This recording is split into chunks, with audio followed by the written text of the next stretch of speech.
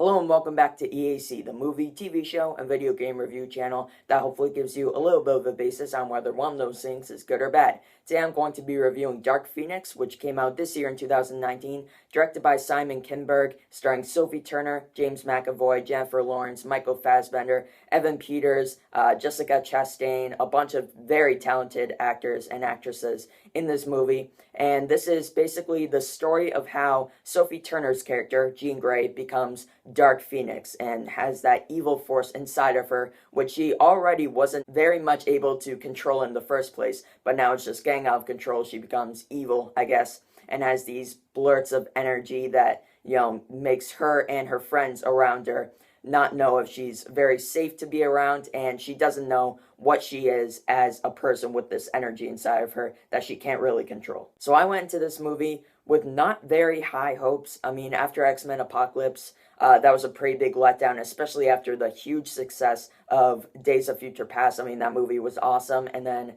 Apocalypse was just fine. I mean, it went back to regular X-Men when it was just kind of a throwaway movie that you would forget about. Days of Future Past is definitely a memorable X-Men movie. Logan was good. That came out after Apocalypse. So yeah, that kind of brought a bit more life back to the X-Men franchise after Apocalypse kind of drained it out once again.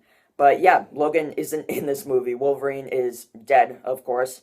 And yeah, so he's not in this movie. And I think this movie is one of those movies that could be tossed in with X-Men Apocalypse. It's just another throwaway X-Men movie that has nothing really special to it. I mean, along with X-Men The Last Stand, X-Men Origins Wolverine, that was awful.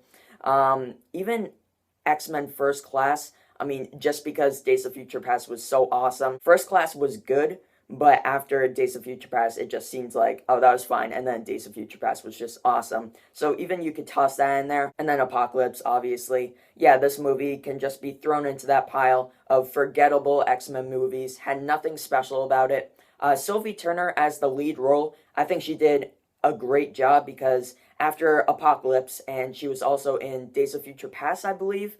I'm not really sure about that one. She might not have been. I'm not sure. But it's got to be a big step up if you're going to be kind of a side character in one of those movies. And then from that to having your own lead role in an X-Men movie. Like, she is Dark Phoenix. She is Jean Grey in this movie. And she is the lead role, the protagonist that we're supposed to root for. And I think she did a great job, but I did have a bit of trouble rooting for her in this movie. I am going to be getting into spoilers in this movie. It's not still in theaters, at least where I live. So I think I could get into spoilers, even though it is a newer release. But yeah, so Jean Grey gets the evil power inside of her by going up into space along with the rest of the X-Men. They're trying to save some spacemen who crashed their shuttle or damaged their shuttle with a giant, I think they say it's a solar flare or a solar ray at first, but it's obviously not that. It's obviously some otherworldly force. And basically, they go up there, try to save the astronauts. Jean Grey goes outside the spaceship and absorbs the power that was floating out in space. And that's how she gets the thing inside of her that kind of makes her evil in the first place. So that's basically how that happens. So they go back to Earth, and there are some otherworldly creatures in this movie. Jessica Chastain plays kind of the main one, or she's not actually the real antagonist. She is kind of possessed by one of these otherworldly creatures that comes down into her backyard, I think. They possess her, and then she goes inside and kills her whole family. And yeah, that's kind of the birth of Jessica Chastain as the bad guy in this movie. So that's basically the main plot. These creatures are trying to get back the power source that Jean Grey absorbed, and Jean Grey is trying to kind of control it in a way. She's trying to know, like, what she is. And that sounds really cliche, but it's true. She's trying to find herself and know that she is still good inside, but she's having a lot of trouble because Jessica Chastain shows up every once in a while trying to convince her to give the power to them, and Jean Grey is kind of on the fence between being with the X-Men and giving herself up to the bad people. And right here is where Sophie Turner's character, Jean Grey, becomes a bit unlikable to me.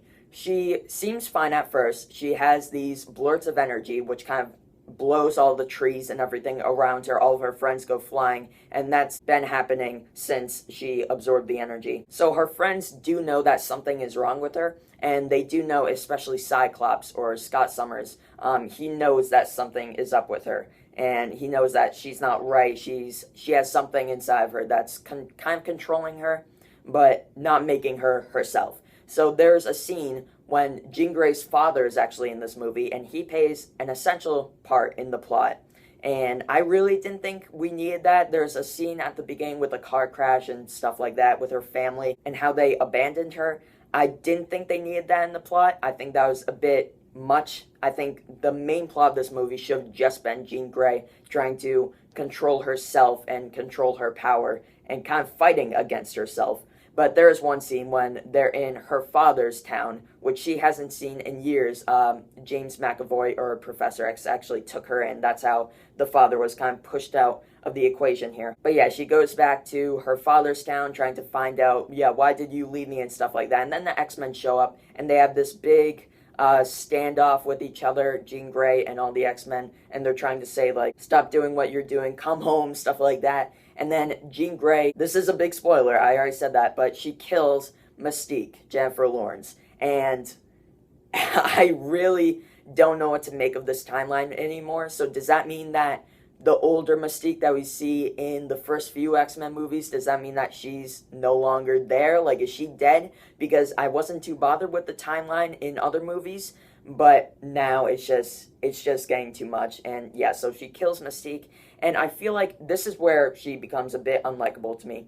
She flies off, and yeah, she cries for a bit, but she basically just says, oh, I just killed one of my best friends, and then flies away. And I really don't know how to explain it that well, but it's just like, okay, I just killed someone, time to fly away, cry for a bit, and then move on with my life. Like, she doesn't go back to the X-Men trying to apologize or anything like that. In the end, she eventually does, and Jessica Chastain is defeated in the end, obviously, because that's just how every movie works these days. But yeah, so also, with the bad guys, Jessica Chastain and the other creatures in this movie who take the form of humans throughout the whole movie, except for the beginning when they come to Earth. But I think they drag this movie down so much. As I said, I think the main plot of this movie should have been Jean Grey battling with herself, with her inner self, trying to control this power that is suddenly inside of her. The bad guys in this movie should have been herself, but they added in Jessica Chastain as the main baddie in this movie, as well as the other creatures. I think they drag this movie down and don't add anything to the plot. It is actually kind of annoying how much they show up just saying, oh, Jean Grey, join us, and like give us your power and stuff like that. It's just kind of a cliched mess of bad guys in this movie. And as I said, there was a bit of a subplot with Jean Grey's father. I think they didn't need that either. I said that. But yeah, just a bunch of subplots that they didn't need in this movie. And I think it would have been better to just see Jean Grey battling with herself and with the X-Men, trying to reunite with them after, of course, killing Mystique. I mean, that's got to be something very hard to come back to if Jean Grey wants to rejoin the X-Men. And also, there's another subplot of Professor X kind of making everything about him, and he wants to be famous or something. He wants all the attention. That's what the X-Men think. And Jennifer Lawrence, before she dies, of course, she's telling this to the other X-Men. She's like, the name of this team is X-Men. He wants everything to be about him. And this was something I don't believe very much explored in other movies. I mean, it just kind of came out of nowhere. Another subplot that we just didn't need in this movie. And overall, again, I said that this was just kind of a throwaway movie that you could toss in with X-Men The Last Stand. It's not nearly as bad as, like, X-Men Origins Wolverine, so don't worry about that. But I don't think it really added anything to Jean Grey's character as a whole in this movie, in my opinion, of course. So for that reason, I'm going to be giving Dark Phoenix a 4 out of 10. This movie didn't really feel like it added anything to the X-Men franchise as a whole, let alone Jean Grey's character. But anyways, thank you all so much for watching this video. I'm hoping to get into video game reviews and TV show reviews very soon, so look forward to that from me. But this is the end of this video here, so for now, I want to thank you for watching, and I'll see you all later. Goodbye!